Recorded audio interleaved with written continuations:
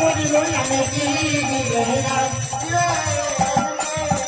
তাই আজ সত্যি মনে মনে চিন্তা করছেন। তাই তো আমি এক অন্য পঞ্চরঞ্জন মনে করেছি এইবার আমার স্বামীকে আমি ডাক দিই। কিন্তু দাদা স্বামী তো আমার সোনার খাট পালন দিয়ে ঘুমিয়ে পড়েছে। আমি মায়ের মুখে শুনেছি ঘুমান্ত স্বামী নাকি জাগালে অপরাধ হয়। না না আমি জাগাবো না। তাই আজ মাহিলা কি করেছেন গো, তাই কই বলেছেন এবার গলে ছিল পুষ্পমালা হাতে তুলে নিল